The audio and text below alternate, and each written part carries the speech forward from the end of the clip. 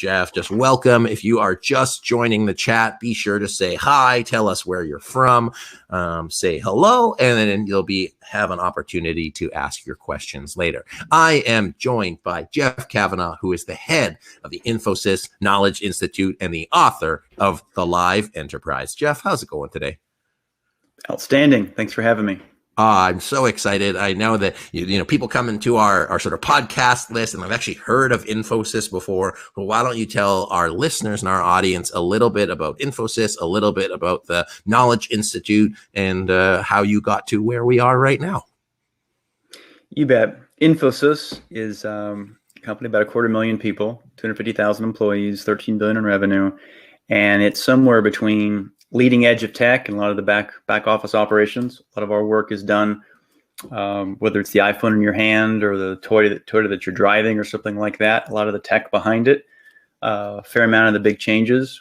We do some pretty interesting things as well, like we're distributing a lot of the vaccines, managing that, a lot of contact tracing.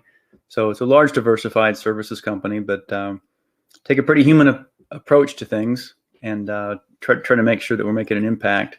Pretty big foundation and sustainability arm as well, which we'll probably talk about in a little bit. Very proud of some of that work. And actually, that's what spurred much of the content we're talking about. The Knowledge Institute it's like an academy, but it's more like a research house, taking some of the things that we're able to learn out there with our 1,400 clients or the research teams, and telling stories and helping distill these insights. And it's essentially free of charge. We're trying to convert knowledge and insights and share them with the world.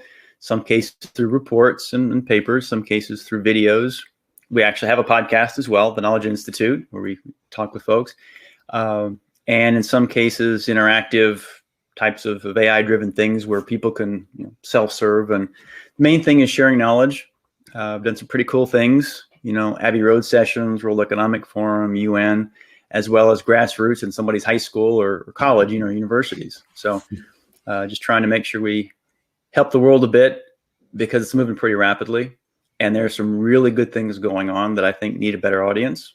So that's our mission. And personally, beyond leading this, longtime knuckle dragging consultant and industry practitioner, and trying to make sure that practical element remains in what we're doing. And in addition, real passion for teaching. I'm on some boards of advisors, but also over at University of Texas at Dallas, where I'm a professor there, trying to share information on critical thinking and visualization and a lot of the core skills that distinguish really good analysts or consultants from folks that are pretty good at what they do, but can't really either communicate it or maybe distill insights. So that's pretty much the plate. And coming to you live here from a farm in Indiana. So maybe a little bit of time, get out there and work on the farm some too. That's awesome. Well, I appreciate you being here, and I recognize the mission alignment in a rapidly changing world with a lot of challenges. Being able to use your powers for good and not for evil, to be able to help other people and support them in what's happening with them. Mm-hmm. So that's very cool. You mentioned, so as we get into it, and again, if you're just joining us on YouTube or on the podcast or wherever you're at, put your questions in the chat. Well, one of the things that you had mentioned was critical thinking and visualization. So why is critical thinking such an important skill to be able to foster and develop in both leaders and frontline employees? Well, unfortunately, if you turn on the news or scroll through, you'll see why it's important, because we live in a world of lots of data, lots of information flowing, some cases misinformation, and the ability to look at this stream, this feed, all these multiple feeds coming at you, and make sense of it. Take a fact-based approach to things. Very human, not cold or overly analytical, but just a very fact-based. If you make an assertion, why do you think that? What's your source? Can you triangulate it? Do you have 2 or 3 data points that give you the boldness to, when someone gives you nonsense, to be able to say, no. What are your sources? And that way you can you agree to disagree. You can, whatever it is, you're building it on a solid foundation. I think converting relevant pieces of information into some coherent message, recognizing patterns, being able to distill some sense of logic or reason from just information flowing. And then importantly, being able to convert that to something that's persuasive so somebody will adopt it. Maybe you're in a sales position, or maybe you're just trying to get your idea implemented. You get a project and someone's being rather silly and you're trying to help them see the merits of it. You know, I can push at you all day long, but if any of your folks have seen Inception, that's the real story, isn't it? Give somebody the seed of an idea, it grows within them. You know, they internalize it, and the ability to critical think means you're stripping away a lot of your biases, and you're trying to get at something. So critical thinking plus the empathy, and then the really cool thing about visualizations is, if, like Mark Andreessen has said, software is eating the world, and data is the new oil, and all that, then you better speak. Your pictures need to be representations of data in a very visually appealing way. Can you show all this crazy information? Maybe it's even animated or flowing in a way that it's beautiful, or at least it's pretty crisp. And when you pull all those things together, that's pretty cool.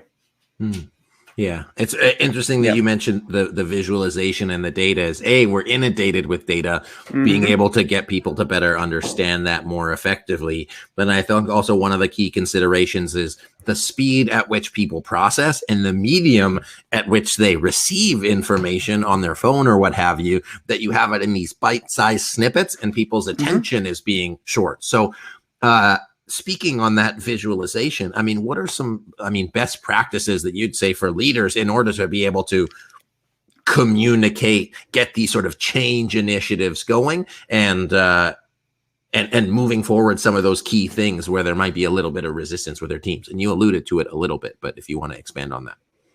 Well, I think there's two parts really quickly on the idea of developing an insight. Just think about five steps. The first is design.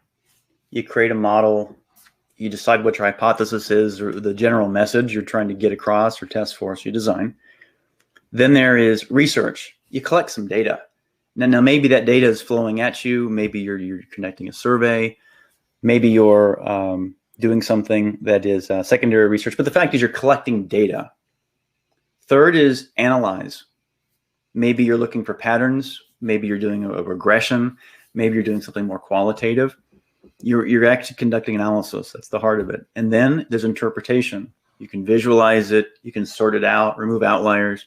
And finally, there's an adoption piece where you're communicating with someone. Maybe it's yourself. Maybe you're trying to convince yourself of something. If you think about the insights process as those five broad steps, that's a good way to look at it. And it's big picture, I think the other is, if you can convert this from this topic from being what can I push at people, or being very self-oriented, and flip it to where you've got this attitude of grateful service, that you're in the middle of doing something. It's a project, you're working at a company, maybe it's a social enterprise, and you've got the ability to serve someone else. It could be a user, customer, your boss, whoever's receiving your information. And if you treat it like it's your ability to serve someone by giving them good information, it's compelling, you're helping them improve their lot in life. Maybe it's the better report. Maybe it's a result. You're serving them in some kind of client capacity. Then all of a sudden, you mentioned that word alignment early on, you get aligned. Transcends language, culture, any kind of biases, because people can cut through it pretty quickly and understand when you've got their interests at heart. And you're not being a martyr for the cause. Call it enlightened self-interest, because obviously you either have a sale to make, a project, or a job to get done. But if you can just put that idea that you're grateful for your situation and you're serving someone else while you're working through this insights development, that's a pretty powerful way to make anything that you do more relevant and something people can get on board with. That's helpful. So I like the fact that there's like a model, a structure, a framework, because I find that those things like guide people and support them as they move. Well, let me just jump in for a second, because the word framework, a lot of folks just nod their head. It's like those long words you used to read as a kid in a book. You kind of nod your head and you scroll past them. You have no idea what they meant. A framework is such an important overlooked thing. It's like an Iron Man suit you can wear. because like Isaac Newton said, Sir Isaac Newton, is you're literally standing on the shoulders of giants. If you use the Porter Five Forces model, you're basically starting wherever he ended up. If you're looking at some other framework, it could be very specific to your industry. It could be Covey's 2 quadrants, important, urgent, the whole mix. You're basically starting with all the greatness that they've done. So you don't have to start from scratch. And it could be rules of thumb. Like in the consulting business, you know what? If you weren't at least X% billable, or if you didn't have this kind of rate, or if you didn't do this kind of work, as a business, you weren't making money. Those are heuristics that you can be the world's best plumber or wrench turner, digitally speaking. But if you didn't do those things, you weren't going to be good as a consulting firm, and you couldn't pay your people, and you couldn't grow and do those things. So I think frameworks is one of the most important ways to be excellent, because it gets you good quickly, and then you've got more time to focus on being great. Speaking on the shoulders of giants, I mean, you've had careers at different positions in different organizations. How have you found, in your specific experience, what was it like coming into new organizations, being able to drive those? And were there any lessons learned, without giving any details away, of specific moments in your career where wow, this didn't go like I wanted it to, or here's what I did in this position, and it was able to create a transformation within one of the organizations I was working with? First of all, it's thinking about your path. I mean, there is a group of people, maybe it's 0.5%, it's a small percentage, who either went to an elite school, college, or an elite strategy firm of some kind out of school. They got the very best of the best, and they got a real head start. And God bless them. That's great. The rest of us didn't. In my case, got a good engineering job, was out there. After a few years, you start to realize there's a lot you didn't know. There's this path of management consulting, or there's this path of research, these areas. And I think for me, the arc of learning, or how it came together, was over time I'd have these questions, and I'd find something that was done really well by someone and said, I'm going to try that. And so rather than being handed a toolbox by the right professor at Stanford or whatever college, or by the right strategy firm partner, day one as a young analyst, had to kind of build it as I went and testing things. And I think most of us fall in that category. Somewhere along the path, in college, your first job, before you're married or have kids or whatever arc you're on, you learn something and realize you are missing a bunch of stuff. And you just now know what you don't know. And rather than being depressed by that, add it to your toolkit and build on it. I think that for me has been probably one of the more profound things, because then you're a continual work in process. You are a lifelong learner, and you're taking different learnings. Maybe it's that partner that you did work under. Maybe it's a professor or a boss. In some cases, maybe it was a horrible boss, and you know exactly what you don't want to do because of the way that person turns you off, or maybe something backfired. The other thing is, by having a couple data points, you get some courage, your convictions to say that thing you thought before, you're really sure of it because you saw it play out, a couple areas. Maybe the way to treat people, what you can and can't do by email. And for me, it was the power of frameworks, and this is rapid experimentation. And there aren't really failures. Maybe there are expenses you have that didn't pan out, but if you learn something from it, you're guaranteed to incorporate that in the next thing that you tried. And whether it's a software application that wasn't quite what you thought, whether it's a project, you tried this really cool animation and you went down in flames in your presentation, in PowerPoint, whatever it is, you learn it and you go. I think the other thing that really helped me is there are a few times where it just did some stupid, but crazy things, like you found this billionaire's right-hand person, when you're just kind of coming out of school, and say, could I meet with you? Could you give me some advice? Could you come talk to me and a couple of my buddies? Several of them say no, but you know what? A couple of people said yes. And it was really cool, an insight on these PE firms and how they're run. Or in one case, this multi-billionaire real estate portfolio mogul, they'd share and you could tell what's going on. So I think sometimes understanding that your limitations are self-imposed, And especially coming out of college, when you're first starting your career, you got this golden ticket, like Willy Wonka, where you can ask somebody and say, you're asking for a job, for money, for anything else. You're saying, could you share some advice? Looks like you got it figured out. And it's amazing. We're all out there, those of us that are a little deeper in our careers, and most people do want to help, but we're not out there beating the bushes trying to figure out who to go help. And so if someone gives you an opportunity to do that, maybe it's speaking to a class, maybe it's just, lunch or a coffee, you're talking to somebody, they'll do it. They just want to know you're sincere. So I think especially those in your audience who are fairly junior or starting off in their careers, it's not a liability. You actually have an advantage. So take advantage of it.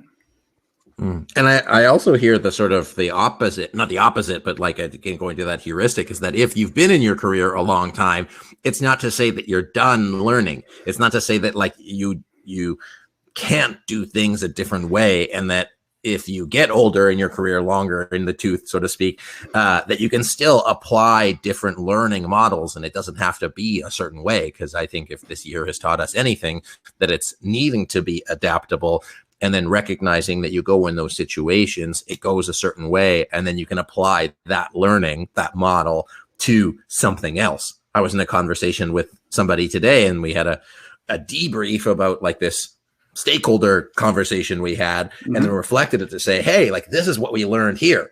We learned this. Now there's like a fairly similar situation another place. Like, hey, can we use those learnings? And then multiplying that across. So from an organizational way, how can we foster that desire, want to be able to take those learnings and recognize the application, that sort of like aha moment, like, oh, I've been here before. I can use this to apply, use this tool to apply over here. Well, a few years ago, our company, pretty big company, had reached kind of an asymptotic level where some really good things that had gone on before were starting to maybe reach the point of diminishing returns. Some of the trends, some of the product lines and approaches. Our company was and is big in lifelong learning, big on continuous learning. And we decided, we better figure something out, like what's the next wave, what's the next, and we doubled down on learning even more and encouraged people, made it easier, things that were either in person or on app, made it via an app, and made it very easy for people, and also shrunk the size of what you could learn, to smaller and smaller increments. And what was interesting is that also drove a new operating model, I think, for the individuals as well as the company. Whereas rather than having really large programs or really big grandiose ideas that took a long time, things became much more agile. And we developed this shared platform called Digital Runway, shared digital infrastructure, that allowed lots of small teams or individuals to generate more ideas and tap into it. It's kind of like if you wanted to go create your own publishing platform, you could do that, or you could tap into, I don't know, WordPress or Medium, right? You wouldn't read it from scratch. There's a platform you can tap into very quickly as a small team or a person. And we did that across the board for all those things that normally take big team groups. And we found that had a profound impact, because it got the best of both worlds, the best of the Silicon Valley garage startup, or the person that was able to learn quickly, as well as having the strength and the infrastructure that for good ideas they could scale. And so I think anyone out there, if you can look, it's not either or. Like, I want to have this big thing that I'm doing, like I must go get a PhD or this big degree, or I'll just do something, YouTube video and I'm done, or same kind of dichotomy. It isn't all or nothing. The ability to combine and do both. And essentially, when companies deep down are wondering, how does Google or Apple or Amazon do what they're doing? How can we be more like them? That's what it comes down to a lot.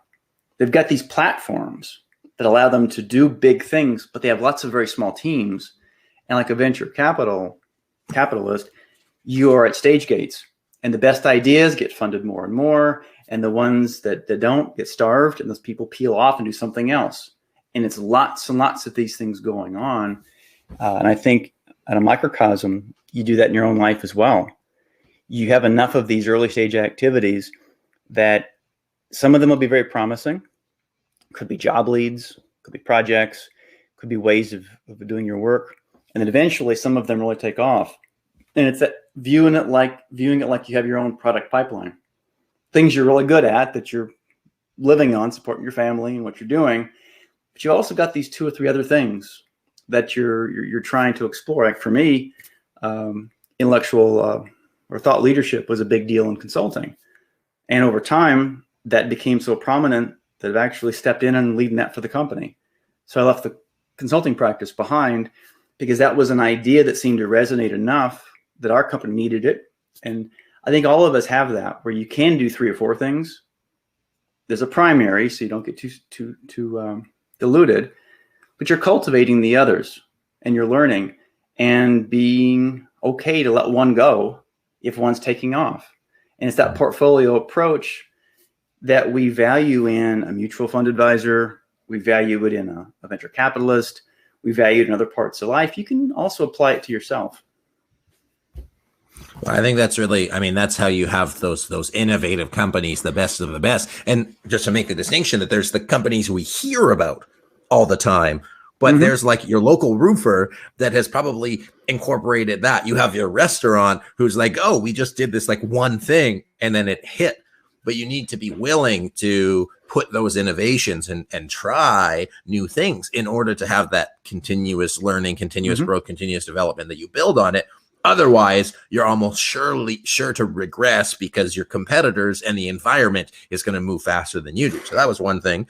The other thing I heard that was maybe not explicitly stated, but or implied, was that in order to have this platform structure and to be able to have this learning and development, there's an era of like process and documentation. Like I know that entrepreneurial organizations, they like to move fast. They don't want to be constrained by process. Documentation, I don't like documentation. It's just extra work. But it feels like internally, if you don't have some sort of learning management system, documentation, a place to track all of these experiments, then you're going to risk repeating the same stuff over again or risk losing key parts of what really made that plan or that initiative or that learning successful. Can you speak to that? And am I interpreting that correctly, or is it something else? You are. There's some interesting metaphors there. You know, you take a turn in a vehicle. You can go very slowly, a very boring way, and it's very safe, or you can turn it hard and go on 2 wheels, and you might flip and you might not. And essentially, you're trying to find, how can I turn it so I start to go into 2 wheels, but not quite, right? You finding the edge. And this idea of mental scaffolding, things that give you frames, frameworks like, and enough rules to keep you in the right area.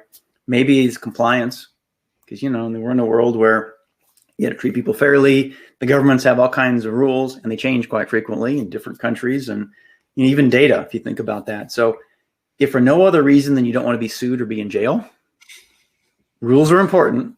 And certainly if any of your audience is leading a group, they want to scale, or they want to spend more time on innovative things, then you need to digitize or automate certain areas.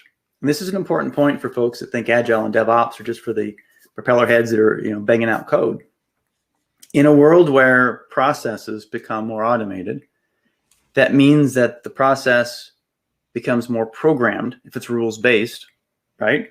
And then that means that DevOps, the development operations, is how you maintain those processes. So essentially business process management is this DevOps and extreme automation world. And you can lament that, or you can say, fantastic. You can now do in 15 minutes or with 5% of your brain what used to take most of your time. And now you can focus on the good stuff. You can serve that customer better. You can think of a creative idea. You can experiment more, because how many of us say, yeah, this all sounds great, but when do I have time to experiment? I can't take care of yesterday, let alone think about tomorrow. And so the degree to which you can systematize things, and if nothing else, you know, we hopefully take positives from this COVID era. And one of them, especially for those of us that are able to work from home, you know, don't have to be in the front lines all the time, the power of routine. And I know it's a trendy thing out there, but is in a personally getting off the road and being able to add one routine after another just to take care of some things, it's freed up the creativity and the productivity like I wouldn't believe, you can't believe. And I think we can always look at it and say in your own life, what is it that, in fact, I remember doing a lot of consulting with Cisco on the West Coast during really the glory years for them. And working with their engineering teams, we're trying to put in place controls, documentation, because can you imagine 30 million lines of code and there's an error? How do you chase it? They were building this beast, that ran the internet. And, if AT&T goes down on Valentine's Day for a few hours, that's not a good thing. And even worse is how do you go fix it immediately, So we put the back to them and said, you know what? It is important because if you can have the routine part of your job be taken care of and be governed by rules, guess what that frees up your brain to do? Take the internet to the next generation, to have, adorn those walls of patents with even more patents, to, do great things. And once people realize that by shifting your work and segmenting some of it into the routine, and as soon as you can do that, you automate it and you're in a different world. And then there's the part for the creativity you can sink your teeth into and go. I think people realize you have this duality that you need to keep in mind. It isn't one or the other. It's both. One of the things that, going back to the metaphors, I don't know if you've ever seen the marshmallow tower experiment, but like you can build fast, but then you also have to sort of like build sustainably. And if you build a big tower with no good foundation, no triangles, nothing, the whole thing is going to collapse. And so if you just keep willy-nilly building code without actually having a structure to support that, then you have to build it so you can go forward. But also if you have to go back, you have that sort of safety net. It feels like you're going to say something. I have personally kept the marshmallow folks in business because hundreds or thousands of people I've trained with that as one of the exercises. I was part of one of the early waves of design thinking, both in our company as well as externally. And you're right, that the marshmallow challenge is a good one. And going to I lost what I was going to say. The design thinking, and at the heart of design thinking, if not explicitly, is that sort of grateful service leadership. I'm doing this because it's going to help me better serve my people.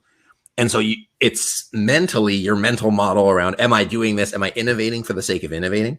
Am I putting this process in place because it's like more rigorous and I just want to cover my ass? Or is it ultimately going to help me support my customer, whether you're for profit or not for profit? You have a customer. Are you doing it to ultimately create that experience and be able to scale your impact? And I think that bottom line, and Jeff, I'm going to ask you about like the future of work and what you see, but I think bottom line, it's whoever serves the customer the best, whoever meets the expectations the best is going to win. Thoughts on that? Yes.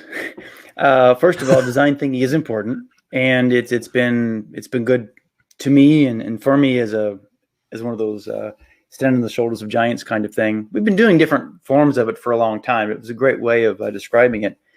At the same time, people have gotten disillusioned with it a little bit, and it's not because it doesn't work.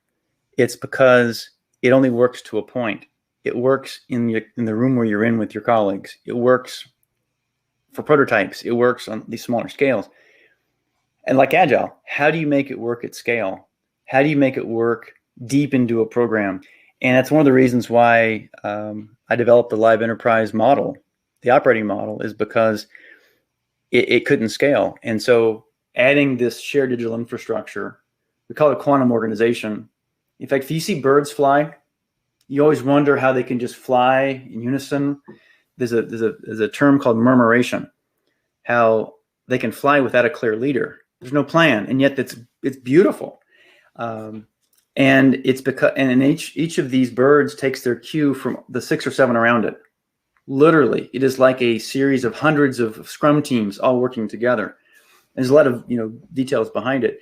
Essentially, that's what you have to do today, because the pace of change. We used to have this phrase we'd use where the rate of market change, in other words, the world around you, is faster than the rate of your ability to create something or respond.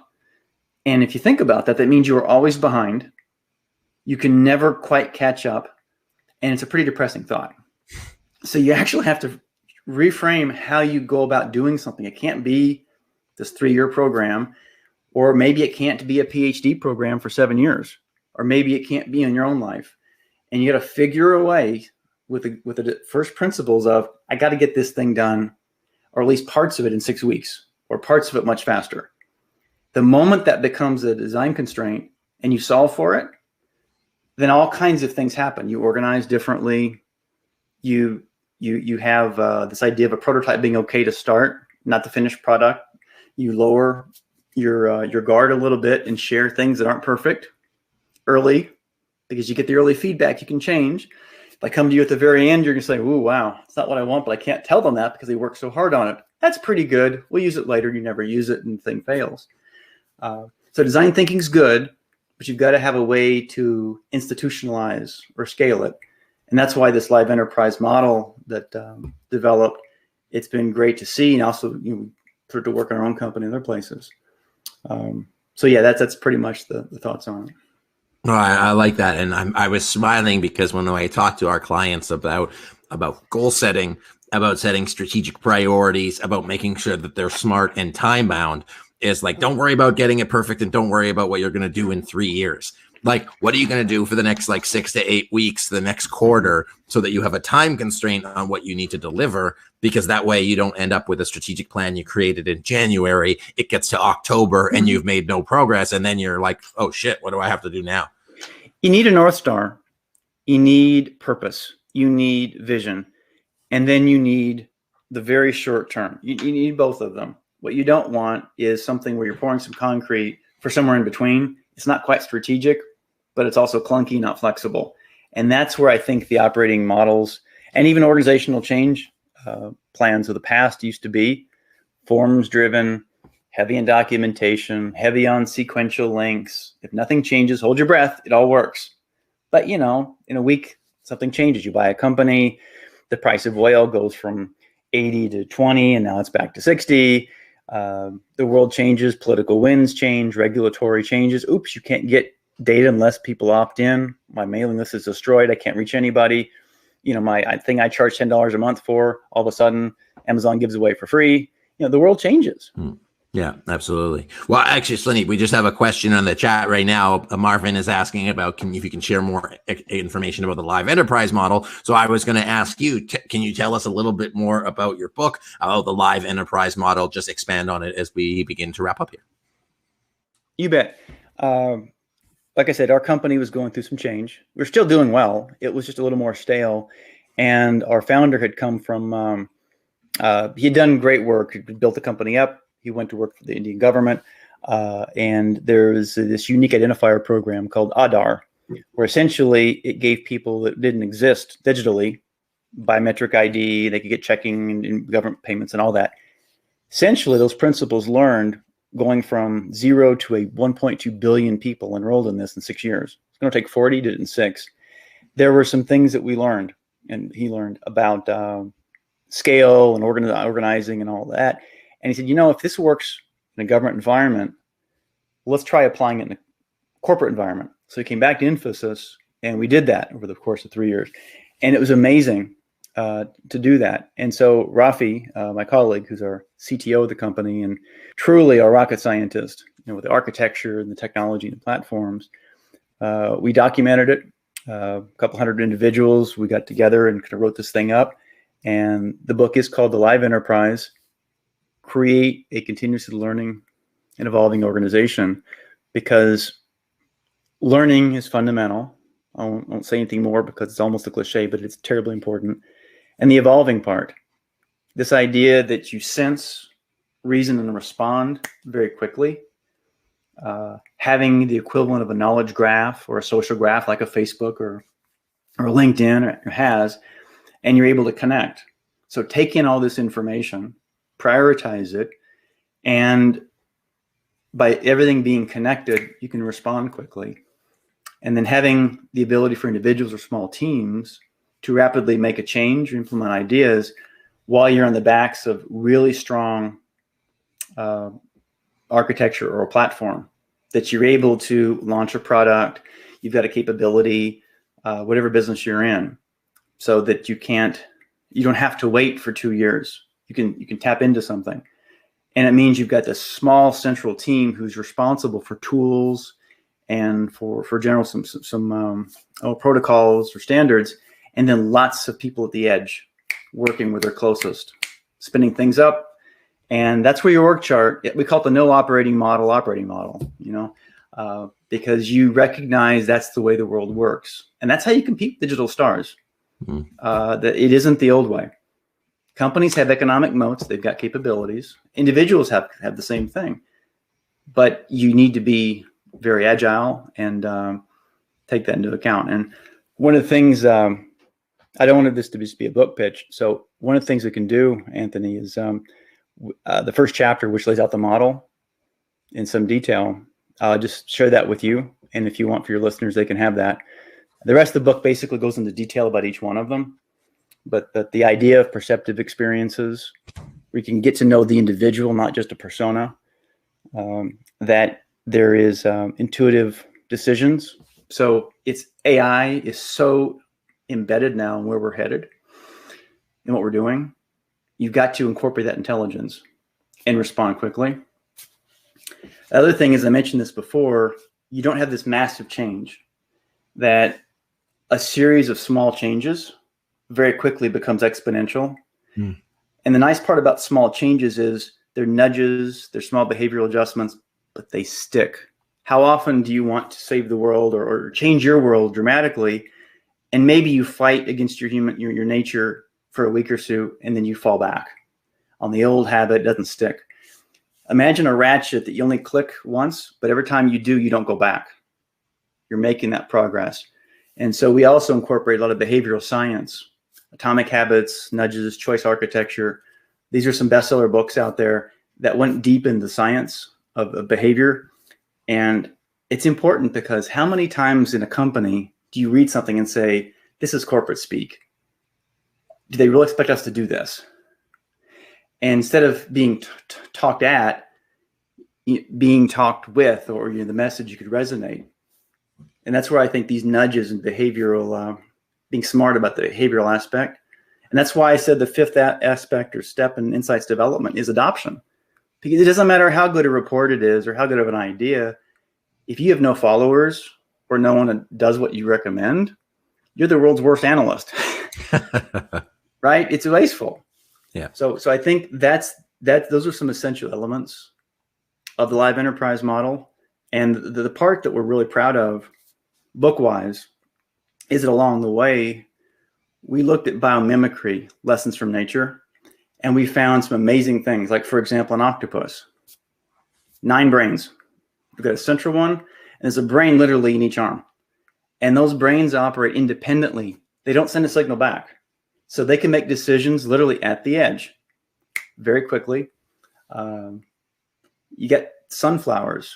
There's a reason why they have ultraviolet wavelengths built into many of their leaves. It's because bees see trichromatically like we do, but they see in ultraviolet. They don't see in the same visible range. And so these are literally like runways drawing them in to pollinate, because pollination is one of the great unsung heroes of our entire world. And so a lot of these things are embedded. And we started to think, well, how could we activate that? I mentioned murmuration with birds. So each of these concepts, we also found some ideas from nature and wove them in. Which is the ultimate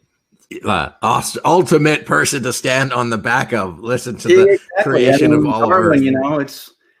It wasn't the most intelligent who survives. It's the most adaptable. Yeah.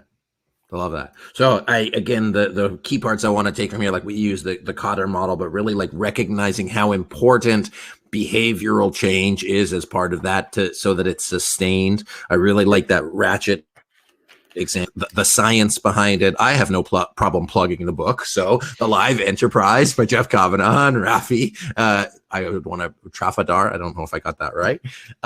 Get the book. We'll send out a link for the chapter, which I think is amazing. And really like what I'm taking away from today, Jeff, is really like building on itself, continually adapting, continually reflecting, using models, incorporating it slowly but continuously, and recognizing that that's how you can make big transformative change by having everybody both work separately, but in unison, coordinating together and moving towards something bigger. Anything that you want to share just to wrap up our conversation today? Yes. As part of the social contract of this discussion, I wanted to share whatever I could. My only ask is, if you learn something from this, or as you learn things in your work, share them with someone. See if you can't plant that seed and send the ripple effect, especially someone earlier in their career, maybe part of an underserved community, and see if you can't start a series of events in motion that you don't know where it goes. But by doing that, the world desperately needs leaders in all kinds of capacities and people who share what they know. And so if you do that, that will definitely make the world a better place. That's awesome. I love that. That's super aligned with what we talk about here. So Jeff, thank you so much. If you got it good, share your biggest takeaway today in the chat, folks. I'd love to hear what you're going to take away. And if there's somebody you can share it with, bonus points if you say, I'm going to talk to Steve or Janet and tell them what I learned today. Bonus points for that. Today, my guest has been Jeff Kavanaugh, who is the head of the Infosys Knowledge Institute. Jeff, just thanks so much for sharing all of this. I am excited to read your book. I'm excited to share it with more people. And yeah, I'm just looking forward to everything. So thank you so much for your generous time today. Super appreciate it. Take care now. Bye now. Ladies and gentlemen, thanks so much for joining us on the Strategy and Leadership Podcast. If you enjoyed it, please be sure to share with somebody and take Jeff up on his offer to send the elevator back down for someone on your team. So my name is Anthony Taylor. My guest today has been Jeff Kavanaugh. Appreciate you joining us, and we will see you next time. And Heather's going to bring this to her team tomorrow. So she's impacted a couple people already. So that's great. So awesome. Okay. Thanks so much, Jeff. Thanks, everybody. We'll see you next time. Appreciate you being here. All right. Thanks.